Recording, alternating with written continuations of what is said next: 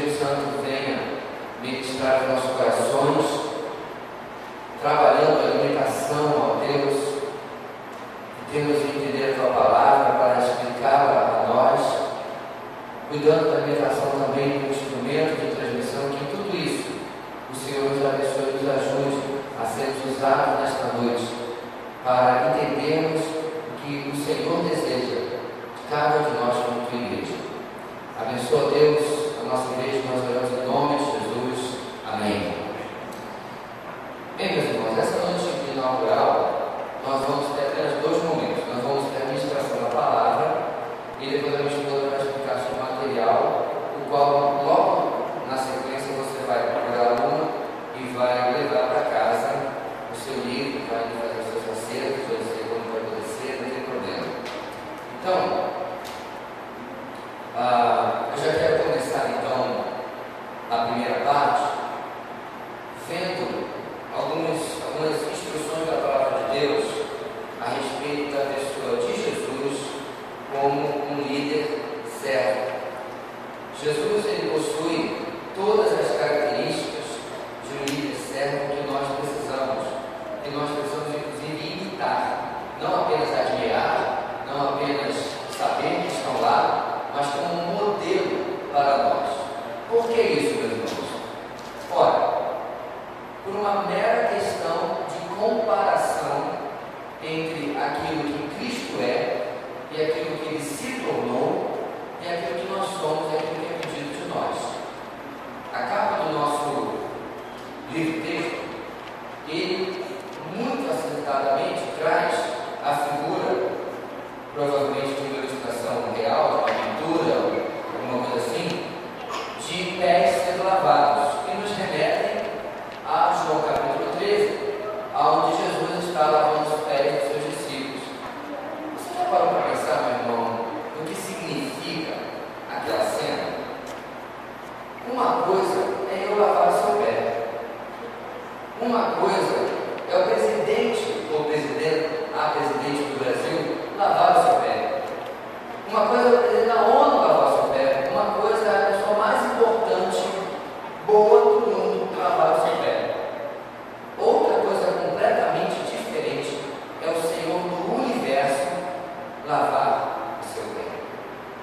Então Jesus, meus irmãos, é o exemplo, porque a distância entre quem Ele é e o que Ele se tornou é maior do que qualquer coisa que é pedida de nós em sermos servos uns dos outros e dentro da igreja do Senhor.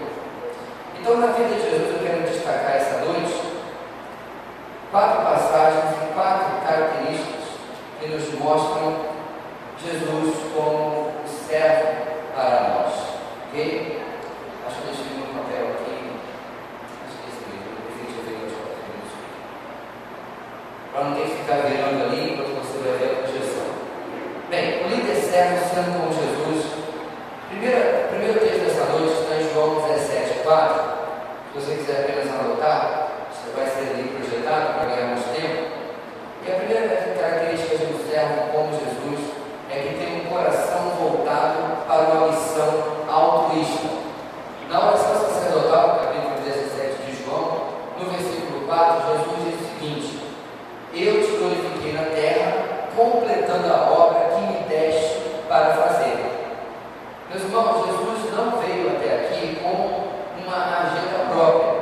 Ele não veio até aqui como alguém que pudesse, no meio do caminho, dizer assim: eu pensei bem, o Pai me mandou com determinada missão, mas eu acho que eu posso improvisar. Eu acho que eu posso dar o meu toquezinho. Eu acho que eu posso dar a minha característica, ou a minha cara,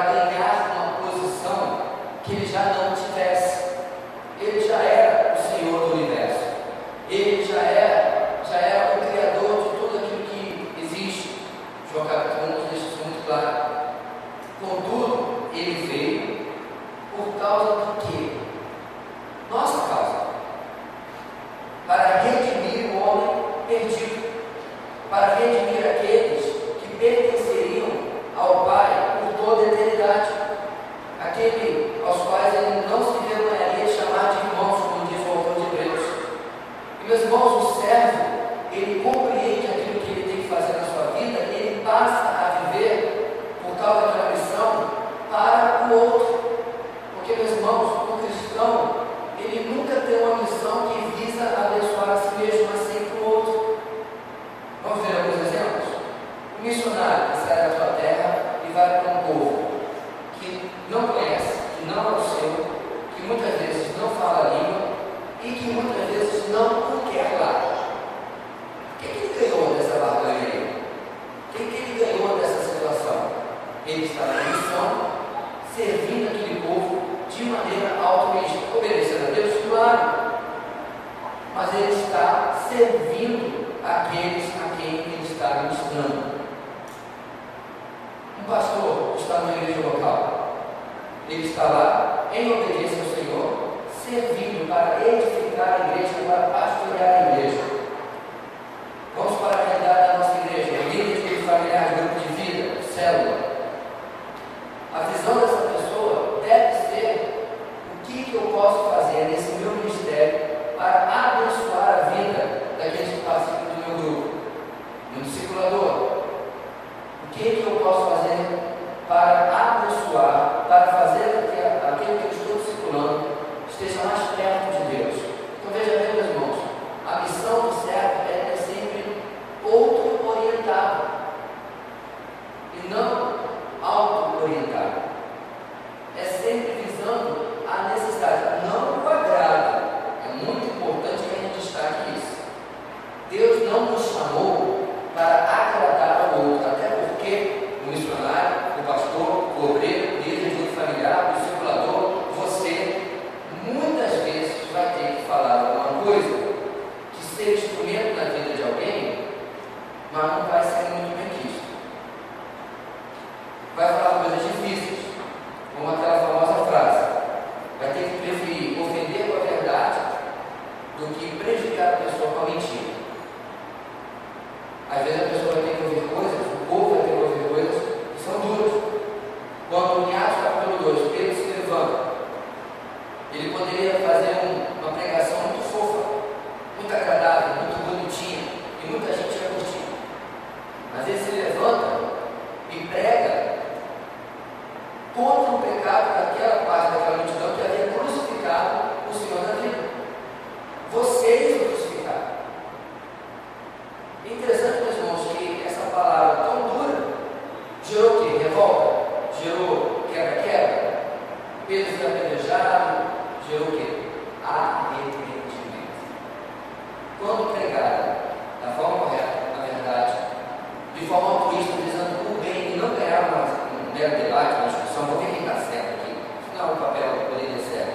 Mas para abençoar a vida do outro com a verdade da palavra de Deus, eu estou servindo altruisticamente.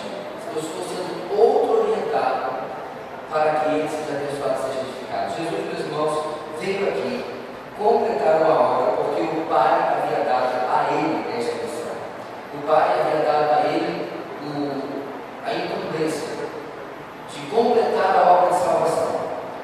O que já nos leva ao pensamento, meu irmão. Você tem ideia de qual seja a obra que Deus tem para você? Você já compreendeu qual é o seu objetivo aqui? O que você está fazendo aqui? Por que você nasceu? Por que você nasceu na família que você nasceu? Na cidade que você nasceu? Por que você está congregando nesta igreja? Se nós temos, meus irmãos, de verdade na soberania de Deus, nós precisamos compreender que absolutamente nada do que nos aconteceu foi por acaso. A vida de Jesus, nós vemos os acontecimentos sendo milimetricamente planejados, porque ele vivia na dependência desta soberania de Deus. Tanto que ele vira para o próprio Pôncio Pilatos e diz: nenhuma autoridade você teria sobre a minha vida se do alto não me fosse dada. Nada acontece por acaso, porque ele está vivendo a missão altruísta que Deus lhe deu.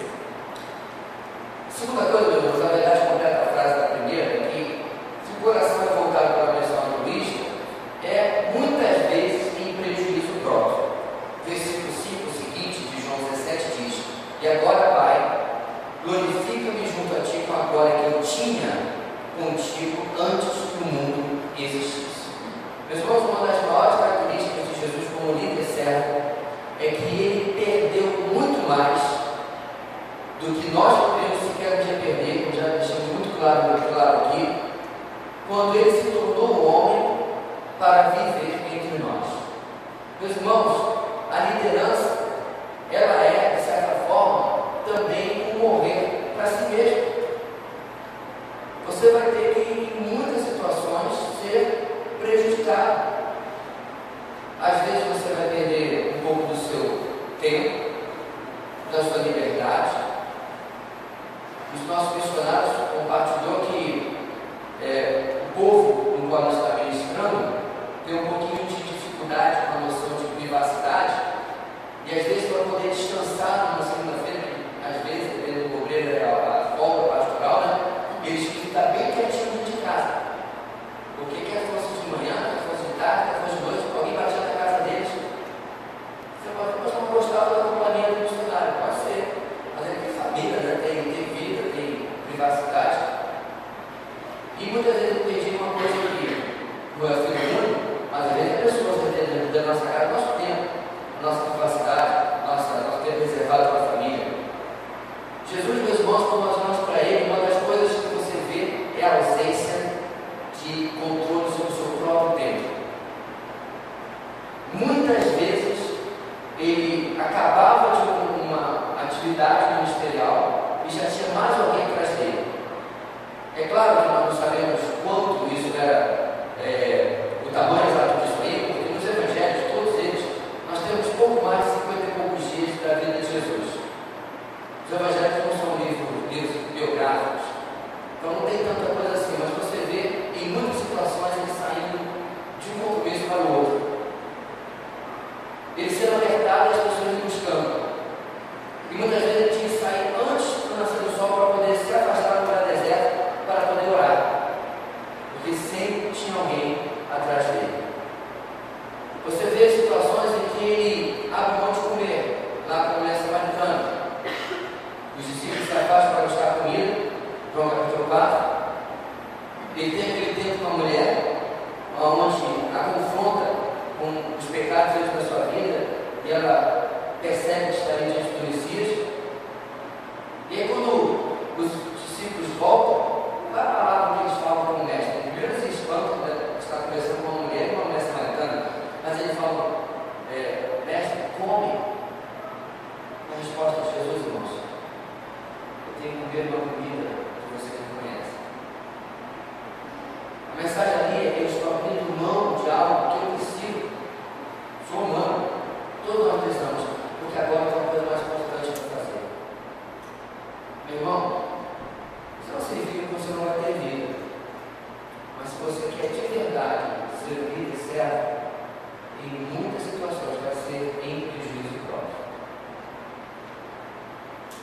O grande problema, meus irmãos, é que nós temos visto crescer na igreja evangélica, na igreja cristã, uma dicotomia entre aquilo que supostamente é exigido de quem é pastor e missionário e aquilo que é exigido do resto.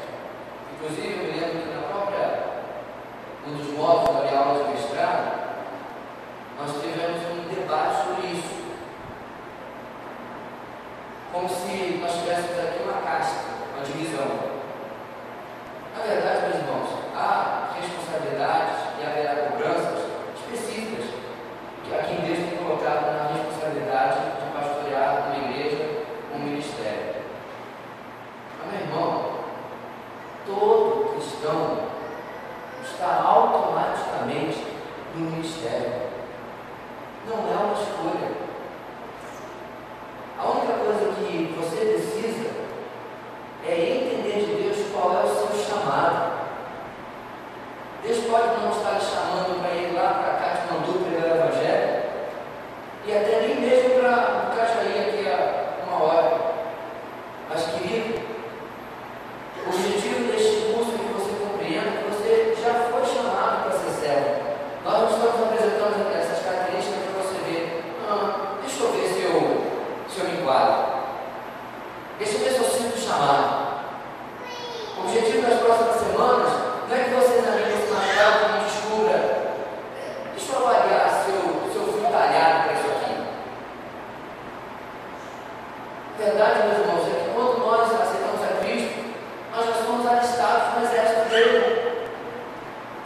precisa ser alistrado, você já é automaticamente alistado.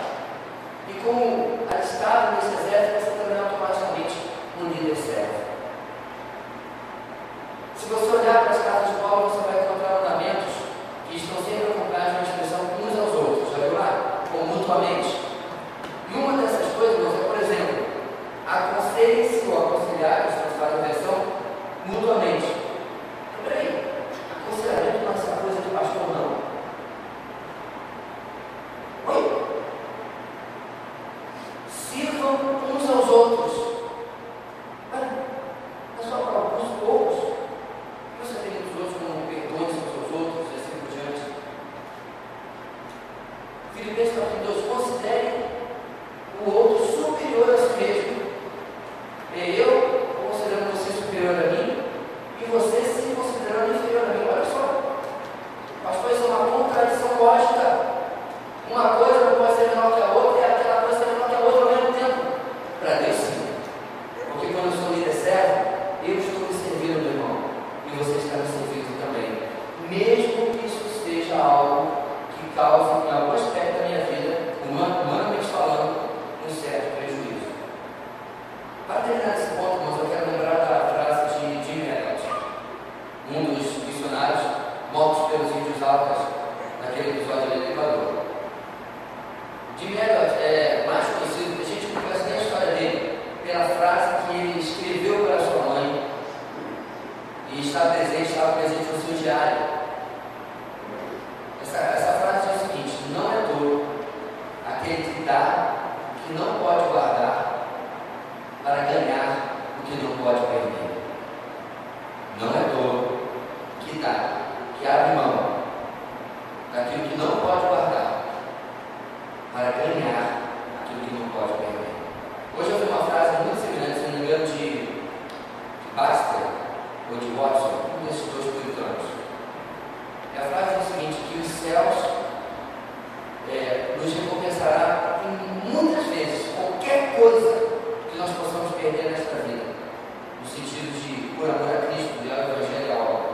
Mas aquilo que nós guardarmos aqui para assim perder o céu, caso entremos, a terra nunca conseguirá recompensar o suficiente. Então, meus irmãos, o que eu quero propor com tudo isso é: esses prejuízos são ínfimos perto do que você ganhará, perto do que lhe será recompensado. Ontem, quando eu passei pela rua das Magdalenas, aqui onde fica a igreja nossa central, eu passei e o pastor Silva e o pastor Mário estavam lá. Eu buzinei, acenei para eles, aí fizeram sinal para eu parar e o pastor Silva perguntou se eu podia lhe dar a carona. Aí eu entrei e tal, eu e o pastor Mário somos já parceiros, né, estamos fazendo um curso lá em Argentina juntos, fizemos mestrado juntos. Aí eu abri a porta assim: aí, perdeu, vou ver se eu galadão. Brincando com ele, do privilégio que é, meu irmão, de servir. Aí ele falou assim: você está me usurpando. Então, meus irmãos, brincadeiras à parte, a palavra de Deus deixa claro de que absolutamente nada que você faça está sendo ou passando desapercebido ao Deus que nós servimos. O líder servo tem um coração voltado para uma missão altruísta, muitas vezes em prejuízo próprio. Terceira característica da vida de Jesus, ainda em João 17, irmãos, versículo 19, é que as pessoas são a motivação para a sua consagração. Olha que interessante, isso saindo de Jesus não chega a ser curioso, não deixa de ser curioso. No versículo 19, Jesus diz o seguinte: em favor deles, referindo aos discípulos, eu me santifico, para que também eles sejam santificados pela verdade. Vamos repetir esse versículo, presta atenção no que o Senhor está falando, enquanto Ele está orando pelos discípulos, mas por nós também. Em favor deles, eu me santifico, para que também eles sejam santificados pela verdade. Guardadas as devidas proporções, meus irmãos, é claro, porque nós estamos falando aqui, apesar de ser Jesus, a gente lembra que era homem, é homem e tudo mais, é o Deus Criador do universo. Mas vamos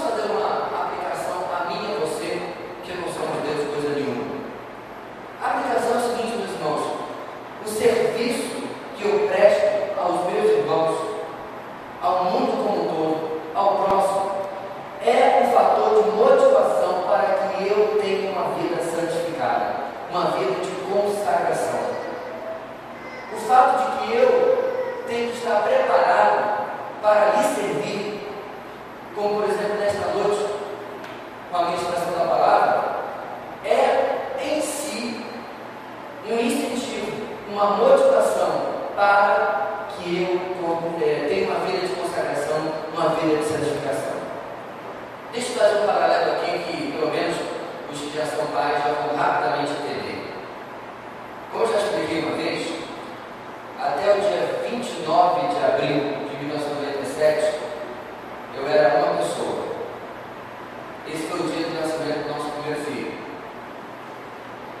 No momento em que a pediatra saiu correndo com ele para ir para a incubadora, porque ele era prematuro, muito pequeno, e aquela criaturinha parecia um ET, passando assim no corredor, passou e eu vi.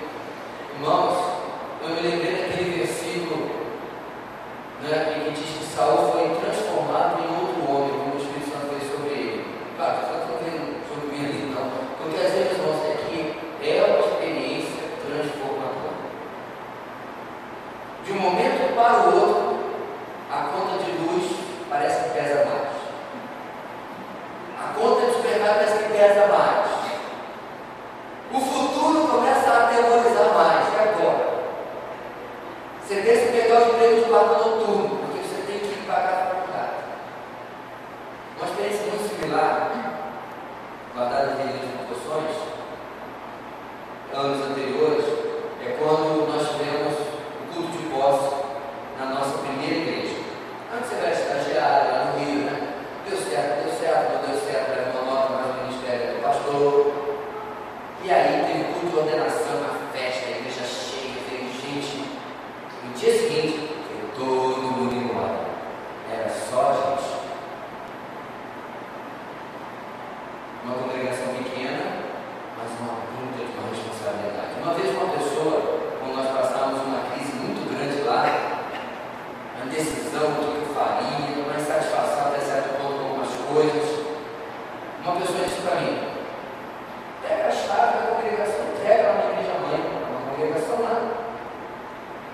A ideia da pessoa que era uma congregação, ela não era minha responsabilidade. Eu podia simplesmente pegar a chave, entregar lá na igreja mãe, e dizer assim: olha, valeu aí, tenho que fazer o Rio, mas não está rolando, está dando certo, tá? Não é você, sou eu. Eu olhei aquele conselho e falei para a pessoa: meu querido, é por isso que eu sou pastor e você não é. A responsabilidade que eu tenho aqui não é com a igreja, é com o Senhor. E da mesma maneira é até hoje com qualquer ministério. Quer ver mais uma comparação? Discipulado. Quando nós começamos a discipular a nossa igreja nos anos anteriores, diversos irmãos vieram falar comigo da seguinte forma: pastor, começa um senso de responsabilidade impressionante. Toda semana eu sei que lá naquela quinta-feira de tarde eu tenho um encontro com aquela pessoa. E aquela pessoa vai ver, se for um convertido especial, né, com 3.000 perguntas. Semana passada ele me mandou uma bola curva que eu quase não consegui defender. Passei a semana orando e lendo a Bíblia para tentar descobrir qual era a resposta. Está vendo só?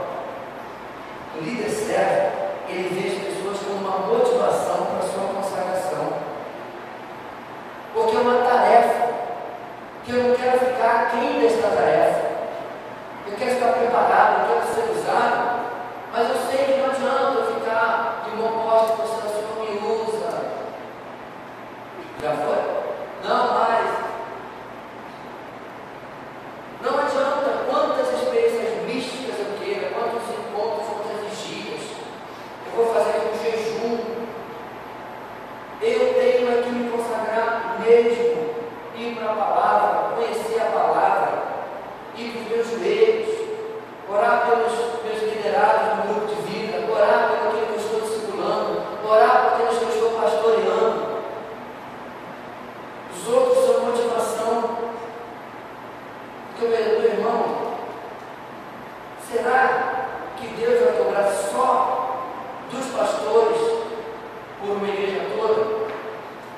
Será homens que Deus não vai lhe cobrar pela vida espiritual dos seus filhos? Será líderes de grupo familiar que Deus não vai lhe cobrar pela vida espiritual dos participantes do seu grupo? Discipuladores? Porque Deus não coloca ninguém na sua vida para ver se dá certo, ver o que você vai fazer. Não é experiência, é ministério. E o ministério que está servindo ao outro. As pessoas são motivação para a sua consagração. A quarta característica de Jesus, meus irmãos, não está nos evangelhos. Na verdade, são muitas outras que nós poderíamos mencionar aqui. Essa característica está em Filipenses capítulo 2, que é a seguinte: não considera o líder servo sua posição como uma humilhação a ser evitada. O líder servo dá a consagração por causa de outro, uma lição altruísta, nada disso, como uma humilhação a ser evitada. E Jesus, em Filipenses capítulo 2, Paulo diz o seguinte, versículos 5 a 8: seja a atitude de vocês. Presta atenção, meus irmãos. Paulo está dizendo que a nossa atitude tem que ser o quê? A mesma de Cristo Jesus. Meus irmãos, o versículo 5 é um versículo de suspense. O que Paulo vai falar aqui? Que atitude é essa? Eu fico pensando enquanto reuniu a igreja lá em Filipos para ler esta carta. Eles leram essa primeira frase, havendo versículos na carta original. O pessoal falou assim: qual atitude? Paulo vai dizer para ele se crucificar? Será que Paulo vai dizer que a gente tem que fazer alguma coisa muito vultuosa, como Jesus fez? Será que nós temos que multiplicar pães e peixes? O que será de sobrenatural que Jesus fez que nós temos que fazer? E aí Paulo, meus irmãos, fala daquela que é chamada na teologia da kenosis, o esvaziamento. O versículo continua no 6 dizendo que, embora sendo Deus, tem um azinho sobrando ali da anotação de rodapé, vai junto com você comigo, que, embora sendo Deus, não considerou que o ser igual a Deus era algo a que devia pegar-se. E o que ele fez então ao invés disso? Mas, versículo 7, esvaziou-se a si mesmo, vindo a ser o que, meus irmãos? Diga mais alto. Era aí. A palavra aqui, a gente vai dizer, não, pastor, é servo, mas é um servo assim. Não, é servo mesmo. E é a mesmíssima palavra para escravo. Não havia diferença. Havia sim vários servos que serviam em áreas diferentes na casa. Claro, tinha servo, inclusive, que a ocupação era cuidar dos filhos do seu mestre. Tinha um que a ocupação era o mais baixo, era lavar os pés. Lembrou de alguém? Mas o texto está dizendo, meus irmãos, olha aqui aquela distância que eu mencionei no início do nosso estudo. O Deus, cheio de toda a glória, unigênito do Pai, se esvazia e toma a posição, a situação, tudo que vem junto de servo, tornando-se semelhante aos homens. E sendo encontrado em forma humana, humilhou-se a si mesmo e foi obediente até a morte e morte de cruz. Meus irmãos, eu fico tão triste quando alguém fala assim: ai, me falaram que essa situação para resolver eu tenho que perdoar, eu não vou me humilhar.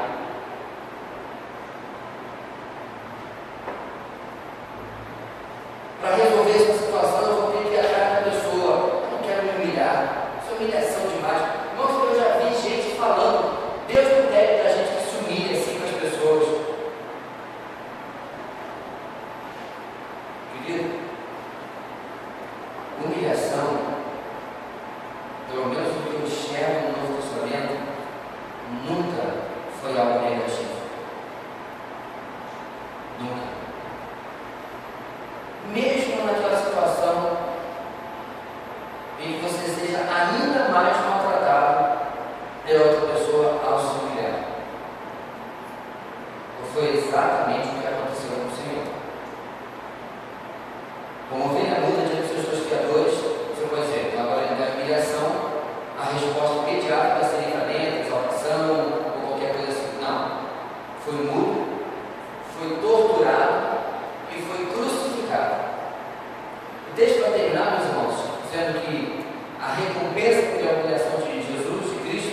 foi ser exaltado acima de todo nome, e diante do nome dele todos eles se dobrarão.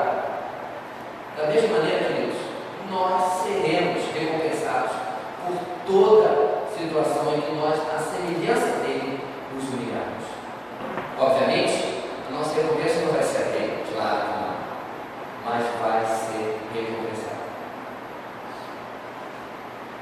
A palavra de Deus fala que Deus pega aquele que se humilha e faz o quê? Exalta. Agora, sabe uma coisa, linda Célia, que nem sempre essa realidade é a realidade que acontecerá deste lado do céu, deste lado da eternidade. Há muitas situações onde você servirá, onde você talvez até se humilhará, e você não vai ter nenhuma compensação, restituição aqui, mas vai ter na eternidade, com certeza. Por quê? Porque você não considerou que a sua posição, quem você é, aquilo que você já conquistou, era algo que você deveria se agarrar, e evitou a humilhação por causa disso. Nós somos chamados, minha gente, Paulo fala isso, para ser espetáculo do mundo, não viu isso? E Paulo está falando de entretenimento gospel, não. Paulo está falando em espetáculo ao mundo porque a gente vai ser uma coisa tão maravilhosa e atraente e bonita que o mundo vai. Não, vamos aplaudir a igreja. Paulo não está se referindo a isso, irmãos. Paulo está se referindo, sabe o quê? A arena romana, tal qual o Coliseu que ainda está de pé até hoje, onde as pessoas eram colocadas para serem mortas por leões, tigres, javalis selvagens, touros. Este é o espetáculo que Paulo tem em mente. Ele está se referindo a um teatro greco-romano, onde as pessoas são estrelas e artistas. Paulo está se referindo, meus irmãos, a que nós fomos chamados para nos assemelhar ao nosso Senhor, que é completamente o oposto da pregação evangélica que você ouve hoje. Esta semana eu debati com um irmão que estava falando sobre riqueza, crescimento e prosperidade, e eu citei o versículo que Jesus diz: o Filho do Homem não tem aonde reclinar a cabeça. E aí a defesa dele foi que o nosso Deus é o Deus de todo ouro e toda prata. Eu falei: sim, meu irmão, mas nós nunca fomos chamados para nos assemelharmos ao nosso Deus, a não ser em santidade. Nós fomos chamados para nos assemelhar a Cristo. Porque se nós fôssemos para nos assemelhar a Deus, nós estaríamos por aí exercendo a ira dele sobre os homens. Mas nós fomos chamados para nos assemelhar a Cristo. E Paulo dizia: pois eu quero conhecer a Cristo, conhecer os seus sofrimentos. E ele falava que eu levar em meu corpo as marcas de Cristo. Meus irmãos, o Cristo que nós conhecemos é o Cristo dos Evangelhos. Mas o pastor Yuri está exaltado, mas nós somos sempre convidados a nos assemelhar a ele no seu estado de humilhação. Se você quer servir, a primeira coisa que você vai ter que colocar no altar de Deus, meu querido, é o seu orgulho. Esta é uma peça defeituosa que infelizmente é de fábrica. Não tem, infelizmente, recall que resolva. Está dentro de você. Se você está sentindo lá no fundo do pensamento, dizendo assim: não, acho que em mim não, já é a prova que está. Está dentro de mim também. Porque tudo aquilo que o Senhor deixou aqui, meus irmãos, Ele mostrou aos seus discípulos em primeiro lugar, e a nós, seus discípulos, por extensão, aquilo que Ele vai falar em João capítulo 3. Depois que lava os pés dos discípulos, Ele se cinge novamente como lugar à mesa e diz: vocês compreendem o que eu fiz? Vocês entendem o que eu fiz? Se eu, sendo Senhor e Mestre, lhes lavei os pés,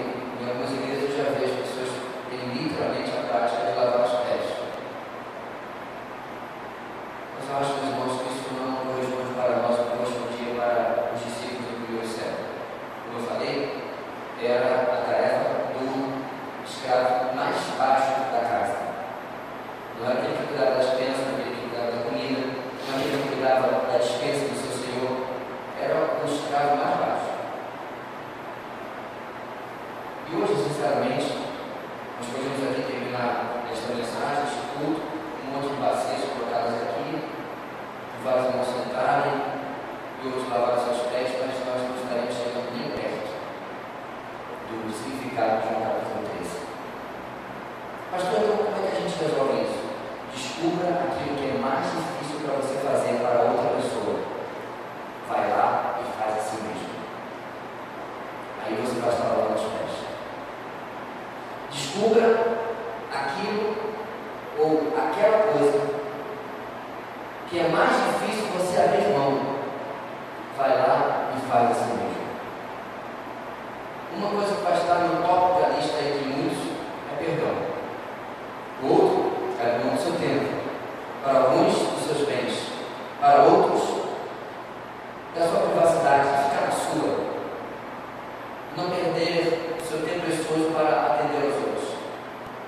Meu querido, vai lá e faz isso. E aí você vai estar lavando os pés das pessoas. Nosso objetivo, meus irmãos, é que nós possamos, nesse estudo, sair um pouco mais de dentro de nós mesmos e começarmos mais ainda a imitar o nosso Senhor. Afinal de contas, não é isso que está contido na palavra Cristo, ou melhor, cristão, pequenos Cristos, aqueles que imitam ao Senhor. Se nós queremos dizer que cremos nele, nós temos que andar assim como ele andou, nos disse o apóstolo João. Você está disposto a isso? A andar assim como ele andou? Já vou lhe garantir, não será fácil, mas será extremamente recompensador. Você verá, meu querido, Deus sendo glorificado na sua vida. Feche seus olhos comigo. Meus queridos, nós queremos reconhecer quão difícil é esta realidade, esta verdade que nós vimos na tua palavra hoje. Quão difícil, ó Deus, é não viver para nós mesmos. Quão difícil, ó Deus, é não viver para nossos interesses, para o nosso querer, para a nossa vontade. Ajuda-nos, Senhor, a nós compreendermos que quando nós dizemos, Senhor, eu quero viver para Ti, e não dizemos ao mesmo tempo, Senhor, eu quero viver para o meu próximo, para o meu irmão, para a minha ovelha, para o meu liderado, para o meu discipulado. Na verdade, ó Deus, eu estou fazendo uma oração vazia. Esta geração, ó Deus, que está se dizendo extravagante, que quer ficar muitas vezes de braços abertos, supostamente usufruindo da Tua presença, ó Deus, mas que não se dobra para perdoar, que não se dobra para servir, para falar de Cristo, para evangelizar. Algo está errado no nosso entendimento. Porque, ó Deus, o nosso Senhor passava tempo precioso com o Pai, mas também gastava muito tempo servindo ao seu próximo e nos dando, mais uma vez, exemplo do que é ser servo. Deus, nós queremos colocar sobre o Teu altar hoje, não apenas o nosso orgulho, mas aquilo que for o mais precioso para nós. E abrir mão disso, para assim servir a Tua igreja e ao mundo também. Ajuda-nos, ó Deus. Fala conosco durante esse estudo. Em nome